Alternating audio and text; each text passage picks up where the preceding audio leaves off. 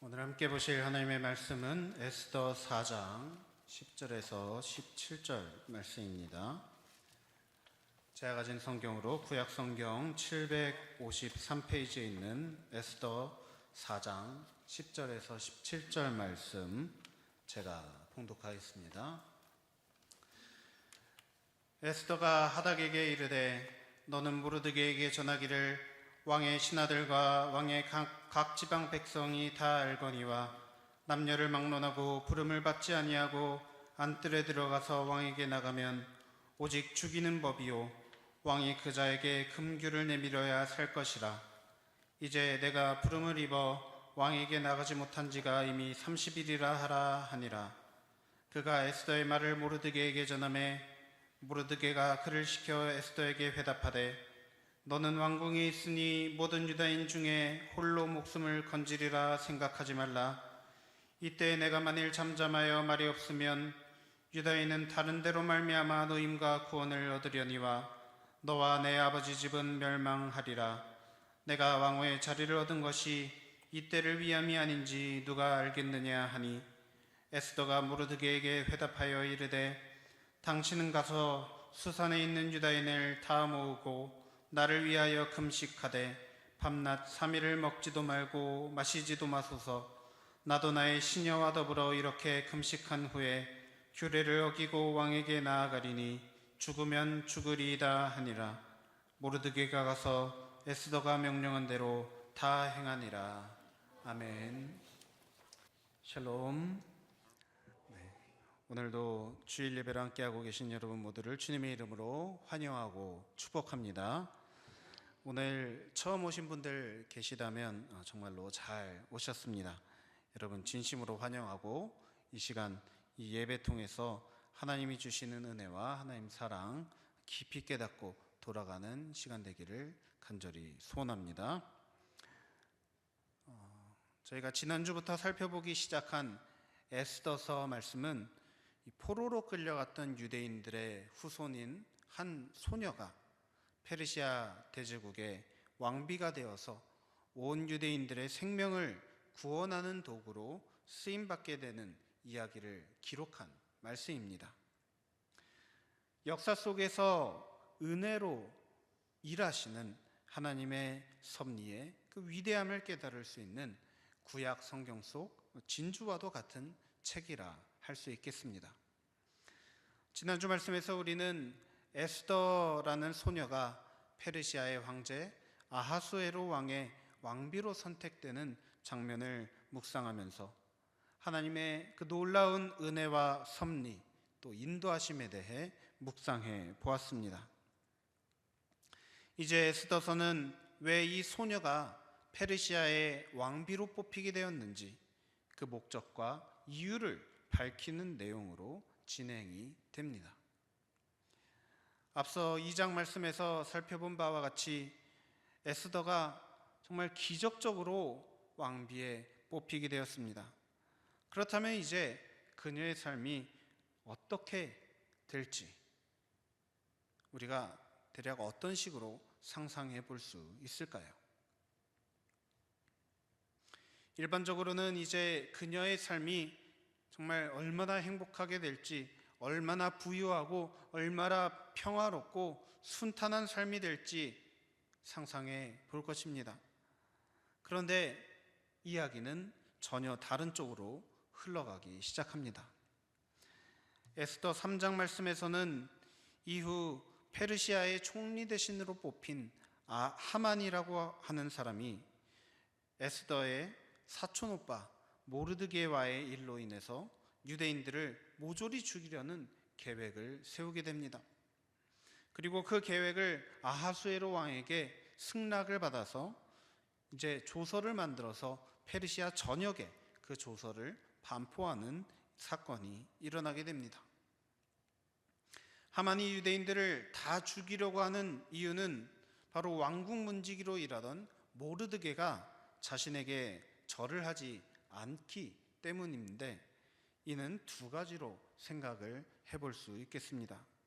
먼저는 이 하만이라고 하는 자가 유대인들에게 있어서 철천지 원수였던 아말렉 자손이었기 때문에 절을 하지 않은 것일 수도 있습니다.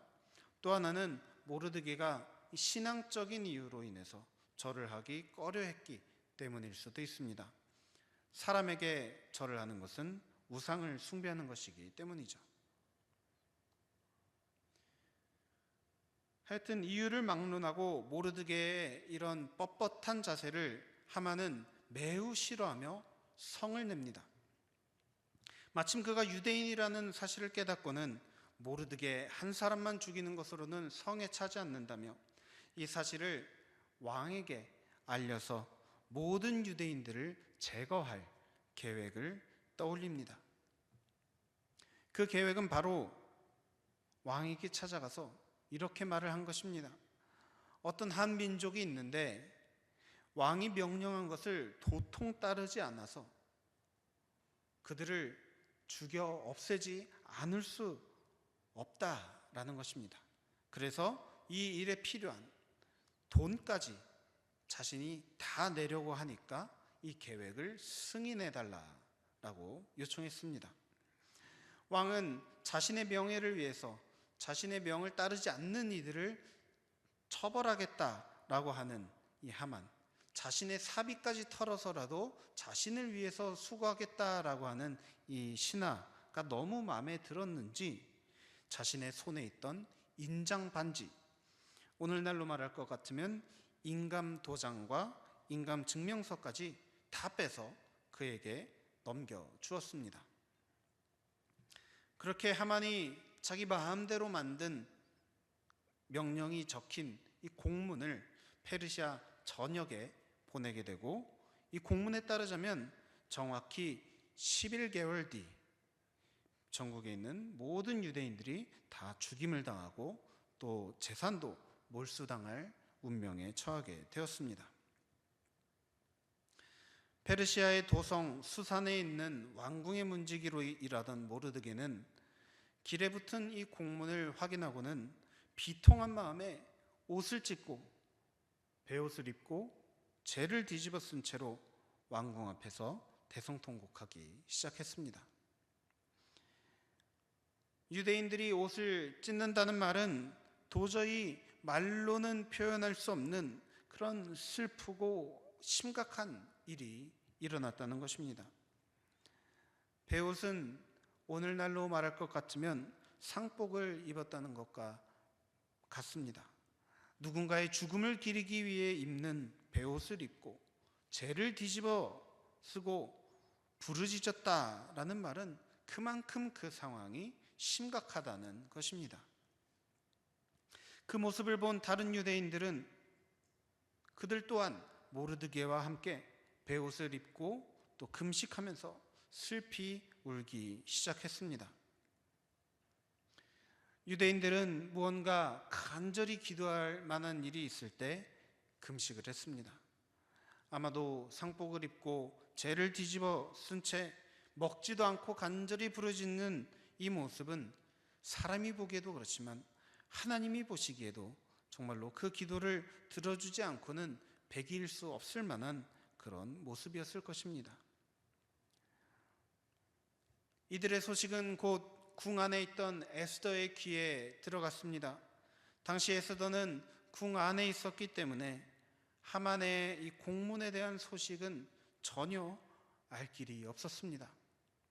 그렇기 때문에 에스더는 도대체 왜 모르드게와 유대인들이 베옷을 입고 대성통곡하고 있는지 알 수가 없어서 모르드게를 불러서 궁 안으로 불러들여서 무슨 일이 있는지, 왜 그러고 있는지 묻고자 한 것입니다.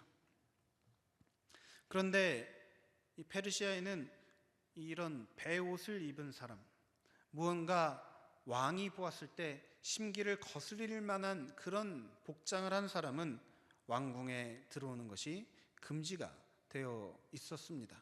그렇기 때문에 에스더는 모르드게에게 옷을 좀 갈아입고 오라고, 번듯한 옷을 입고 오라고 옷을 보내주었지만 모르드게는 그 옷을 도로 돌려보냅니다. 이것은 모르드게가 그만큼 여유 있게 있을 수가 없다는 것입니다.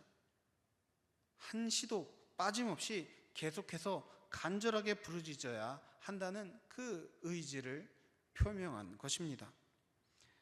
그리고선 하만의 공문을 에스더의 신하편에 보내어서 지금 어떤 일이 일어나고 있는지를 에스더에게 알려줍니다. 그러면서 제발 에스더가 왕에게 찾아가서 유대인들을 구해달라라는 당부를 전하게 했습니다. 하지만 모르드게의 이야기를 들은 에스더는 이와 같이 답을 합니다. 11절 말씀입니다. 왕의 신하들과 왕의 각 지방 백성이 다 알거니와 남녀를 막론하고 부름을 받지 아니하고 안뜰에 들어가서 왕에게 나가면 오직 죽이는 법이요 왕이 그 자에게 금규를 내밀어야 살 것이라. 이제 내가 부름을 입어 왕에게 나가지 못한 지가 이미 30일이라 하라 하니라. 페르시아 왕을 아련하려면 왕이 오라고 불러야만 그 앞에 찾아갈 수 있다는 것입니다.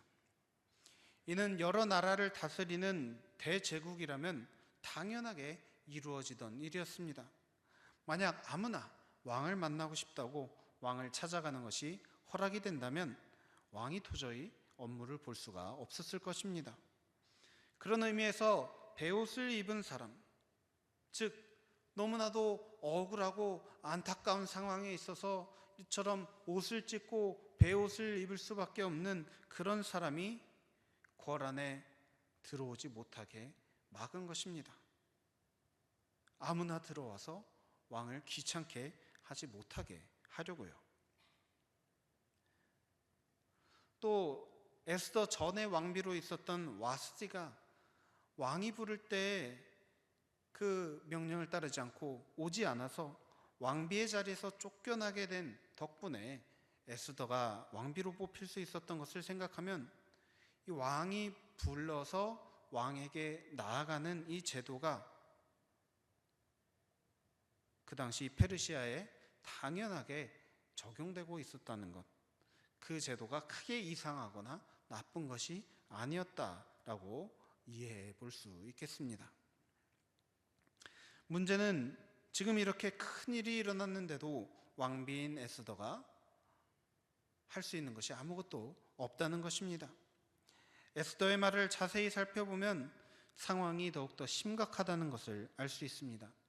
11절 말씀 후반부에 보면 이제 내가 부름을 입어 왕에게 나가지 못한 지가 이미 30일이라 라고 하였습니다.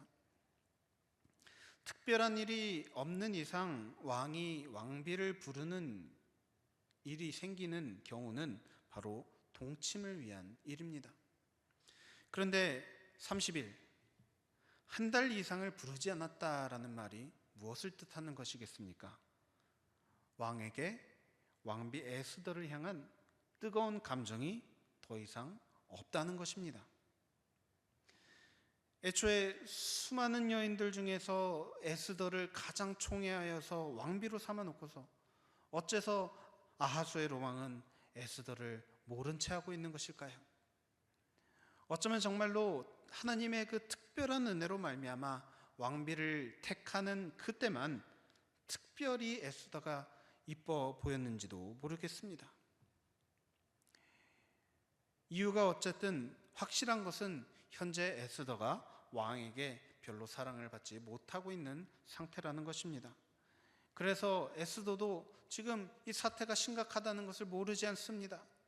자기도 할 수만 있다면 왕에게 나아가서 부탁을 하고 싶지만 지금 본인의 상황이 너무나도 안타까운 상황이기 때문에 자신 있게 왕에게 이야기해보겠다, 그렇게 답하지 못하고 정중하게 거절한 것입니다.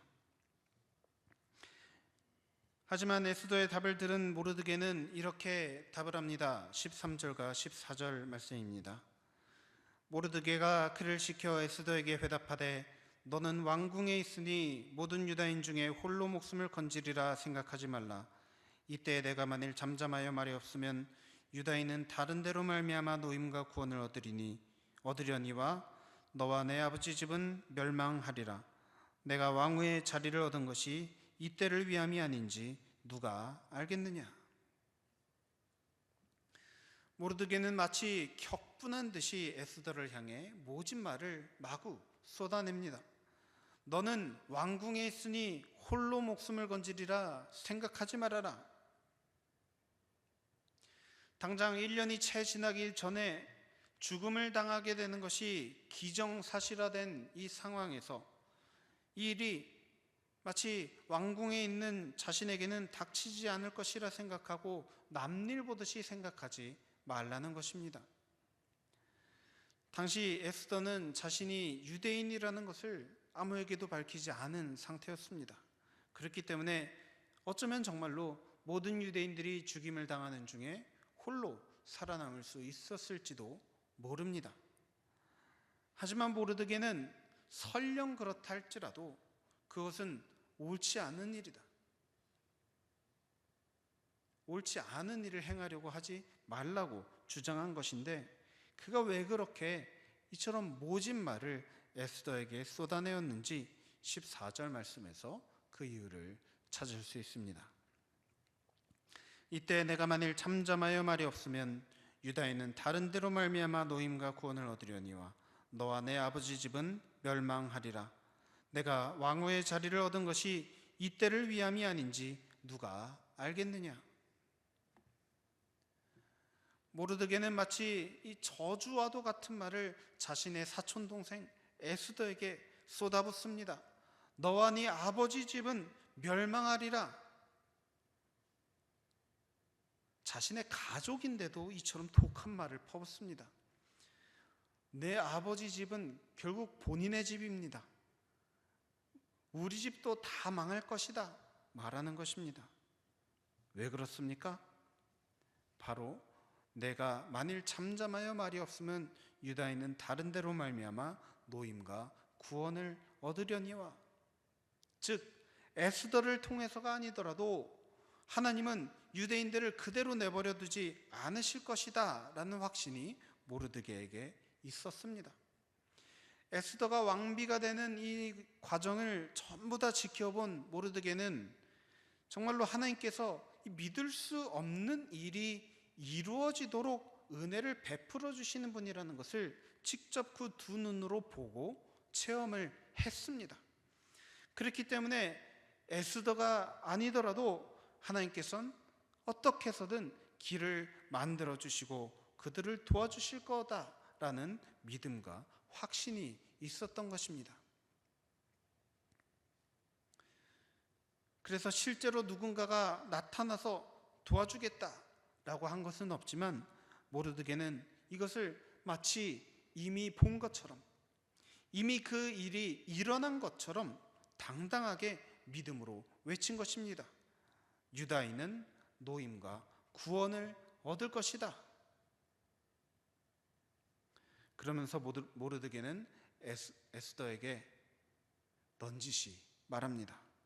내가 황후의 자리를 얻은 것이 이때를 위함이 아닌지 누가 알겠느냐? 여러분, 그렇습니다. 하나님께서 에스더가 왕비가 될 수 있게끔 은혜를 허락해 주신 것은 그저 에스더에게 왕비를, 그 자리를 차지하라고, 그저 그 성공의 열매를 혼자서만 누리라고, 혼자서만 유유자적하면서 살아가라고 주신 것이 아니었습니다. 모르드게의 말처럼 향후 유대인들에게 닥칠 이 피할 수 없는 위험을 막고자 하나님께서 에스더를 세우셔서 그 일을 할 수 있도록 부르신 것입니다. 에스더는 앞서 11절 말씀에서 말하길 자신이 왕에게 부름을 받지 않고는 왕에게 나아가지 못한다라고 하면서 왕에게 나아가는 것을 두려워하였습니다. 그런데 이처럼 왕에게 부름 받아야만 가능하다라고 생각하고 있는 에스더에게 모르드게는 아니다, 네가 이미 부름을 받았다라는 것을 깨우쳐 주었습니다. 바로 다름 아닌 하나님께로부터 부르심을 받았다는 것입니다. 여러분, 하나님의 일을 위해서 하나님께 부르심을 받았다면 그것은 이미 이루어진 일인 줄 믿습니다. 일이 어떻게 될런지, 어떻게 진행이 될런지, 어떤 결과를 맞이하게 될지 우리로서는 알 수 없지만, 우리로서는 상상할 수 없지만, 만약 하나님께서 그 일을 위해 우리 각 사람을 부르시고 그 일을 감당하게 하신다면, 우리 눈에는 안 될 것 같아 보여도, 우리 눈에는 어려워 보여도 하나님께서는 그 일이 반드시 이루어지도록 만들어 주실 줄 믿습니다. 하나님은 이미 에스더가 왕비가 된 일로 말미암아서 하나님께서 그런 방식으로 일하신다는 것을 나타내 보여주셨습니다. 그렇기 때문에 이제 남은 것은 이것을 믿느냐 안 믿느냐입니다. 그리고 만약 믿는다면 믿는 대로 행동하는 것 뿐입니다.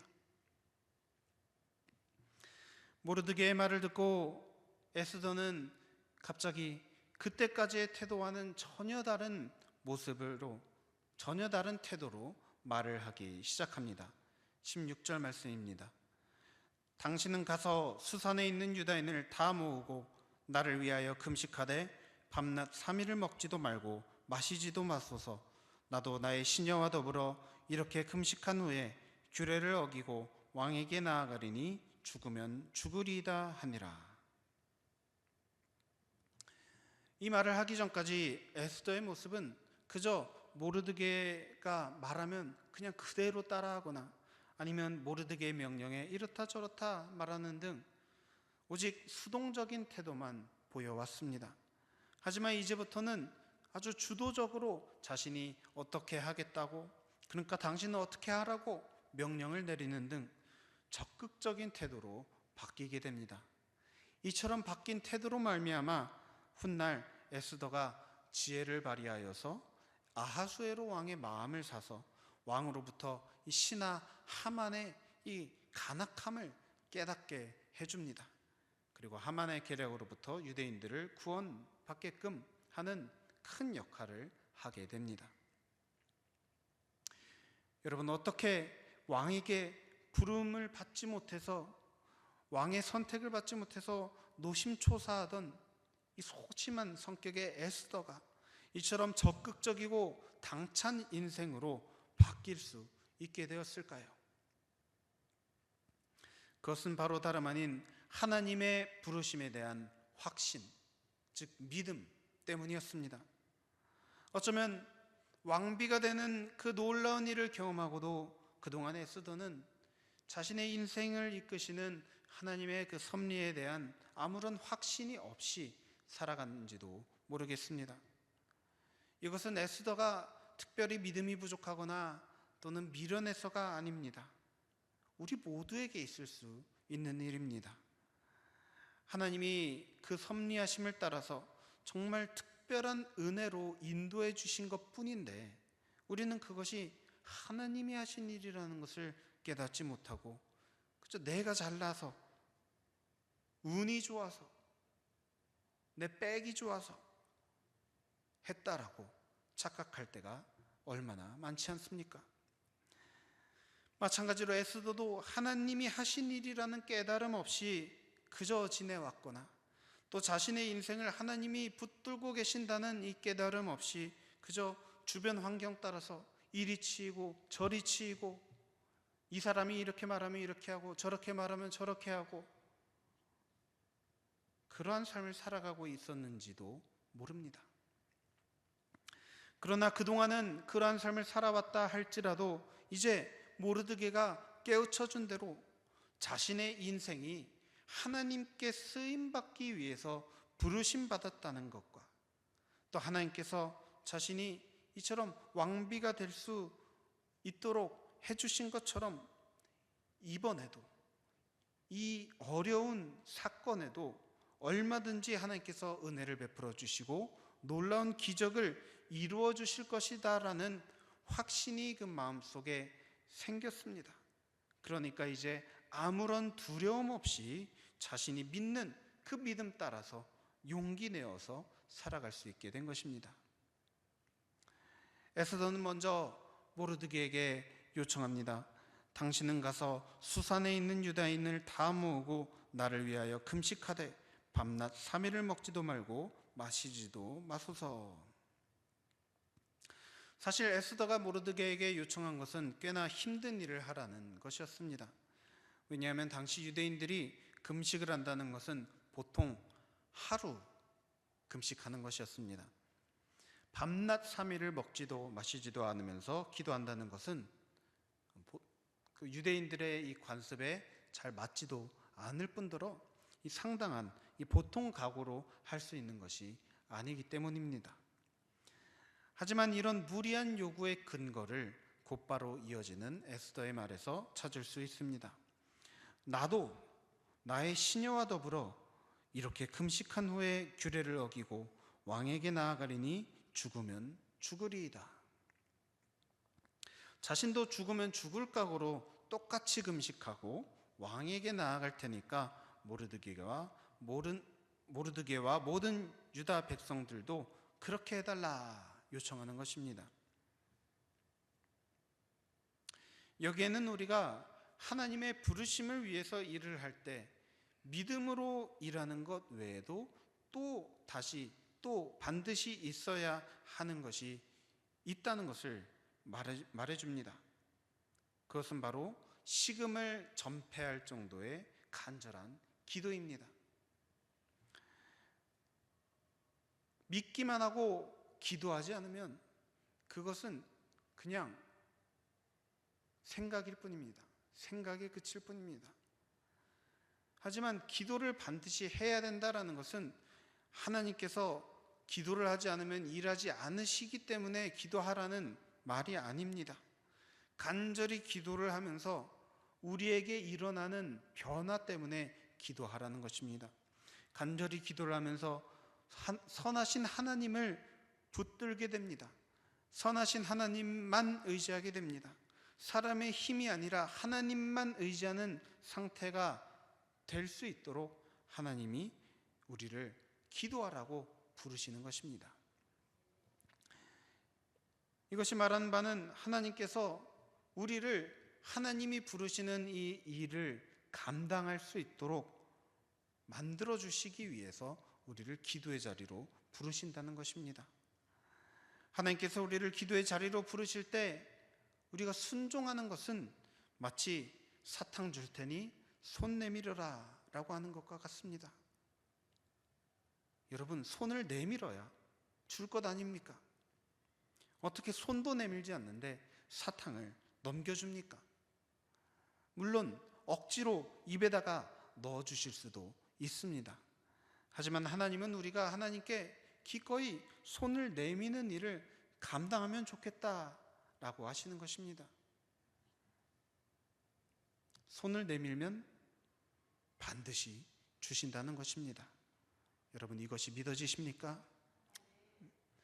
그렇다면 하나님께서 여러분을 기도의 자리로 부르신다면 여러분이 처한 그 상황이 얼마나 힘들고 어렵다 할지라도 하나님이 어떤 확실한 일을 위해서 여러분을 부르셨다는 것을 마음으로 확신하고 그 기도의 자리에 담대하게 간절한 자세로 나올 수 있게 되기를 소망합니다. 그러면 반드시 하나님께서 가장 좋은 것을 허락해 주실 줄 믿습니다. 에스더는 말합니다. 나도 나의 시녀와 더불어 이렇게 금식한 후에 왕에게 나아가리니. 여러분, 에스더가 처음에 왕비로 뽑히기 전에 어떻게 준비했는지 기억나십니까? 1년 동안 좋은 것 먹고 좋은 것으로 몸을 관리해서 최고로 아름다운 상태로 만들어서 왕 앞에 나아갔습니다. 오늘날로 말할 것 같으면 1년 동안 헬스장에 가서 트레이너에게 몸 관리를 받은 것입니다. 운동으로 살도 빼면서 반드시 먹어야 될 것은 먹고 반드시 먹지 말아야 될 것은 먹지 못하게 관리받으면서 아름답게 가꾼 것이라고 할 수 있겠습니다. 1년 동안 그렇게 집중적으로 관리를 받았으니 실제로도 엄청 아름다웠을 것입니다. 그런데 이제 에스더가 말하는 것이 무엇입니까? 3일 동안 금식하여서 얼굴과 몸이 초췌한 상태로 왕 앞에 나아가겠다라고 하는 것입니다. 여러분 모두 다 다이어트 해보셨겠지만 그냥 굶어서 빼면 근육이 먼저 빠져서 별로 볼품이 없어지지 않습니까?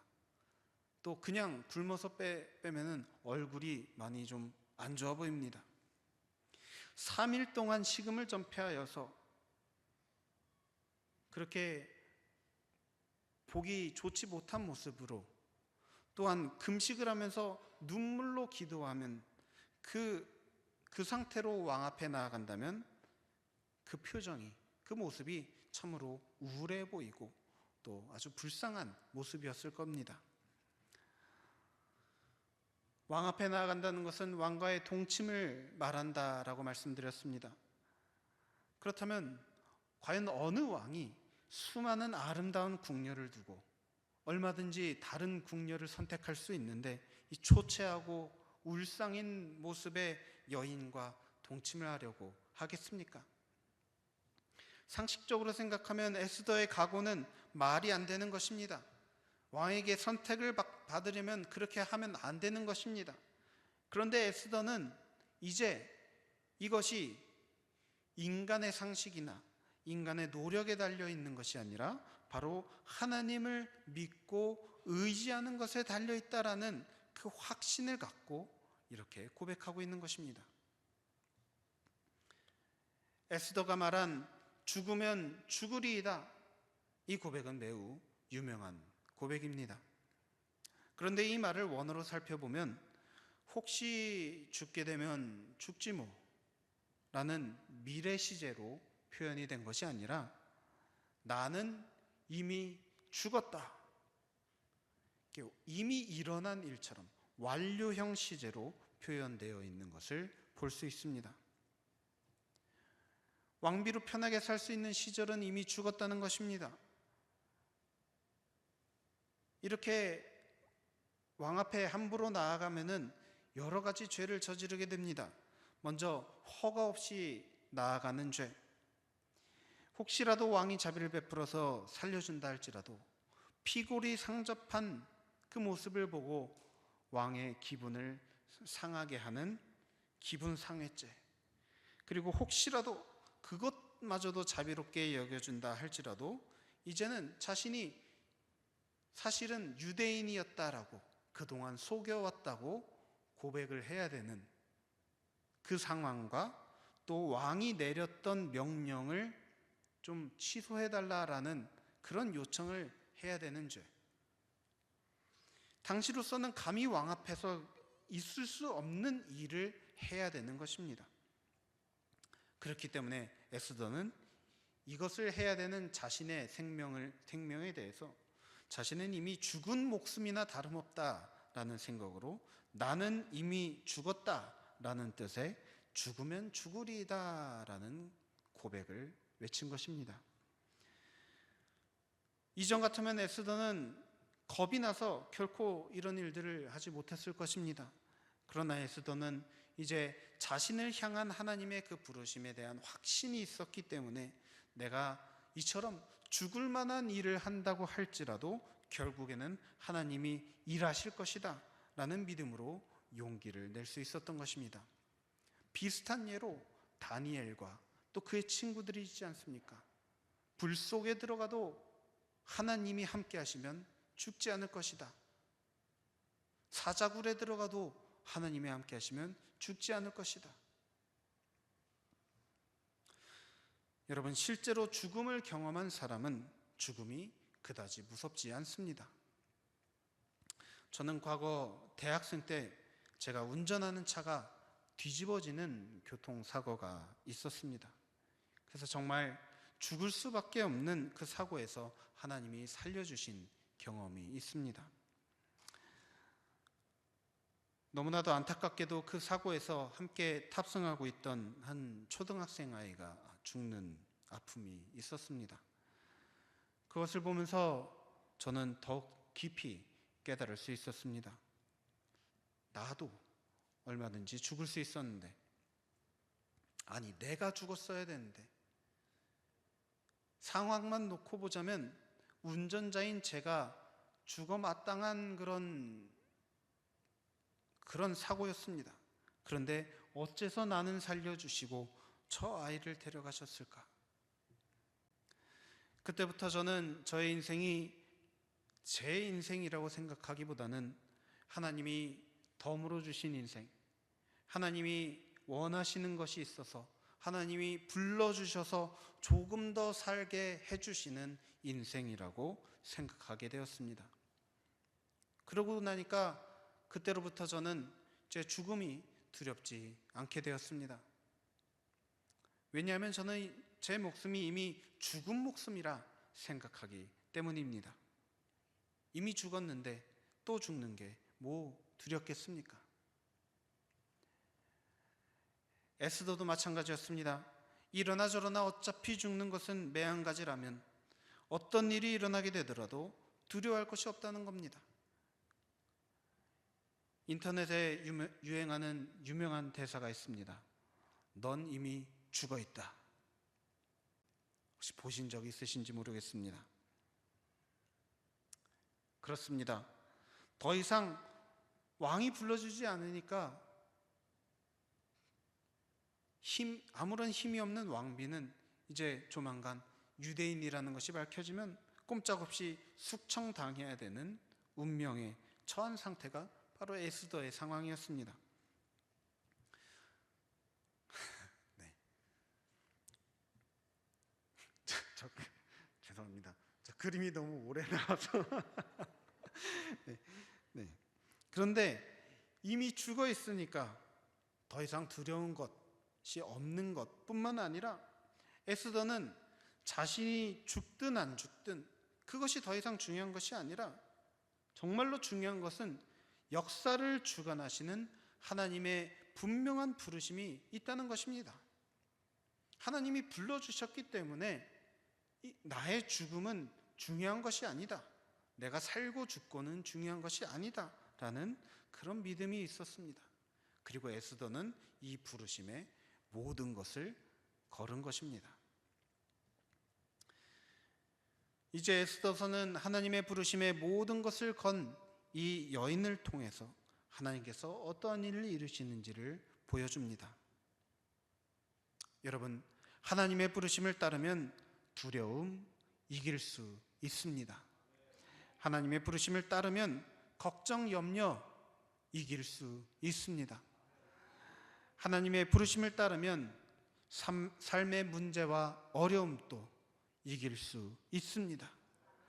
분명히 하나님께서 하나님의 부르심을 따르길 소망하는, 순종하는 저와 여러분의 모습을 보고 능력으로 역사해 주실 줄 믿으시기 바랍니다. 믿을 수 없는 놀라운 은혜, 사람으로서는 상상할 수도 없는 놀라운 은혜로 저와 여러분의 삶 속에서 역사해 주실 하나님을 날마다 찬양하며 그 부르심이 어떤 부르심이든 무엇이든 순종하고 감당해내면서 역사를 주관하는 하나님의 그 살아계신 능력을 날마다 경험하는 우리 모든 성도 여러분 되시기를 우리 주 예수 그리스도의 이름으로 간절히 축원합니다. 함께 기도하시겠습니다. 지구상 수십억 인구들 중에서 우리 한 사람 한 사람의 이름을 기억하시고 우리를 주님의 그 역사하심에 동참할 수 있도록 불러주신 놀라운 사랑의 하나님 아버지, 우리가 과연 무엇이간데 우리를 생각하시고 우리를 지키시나이까?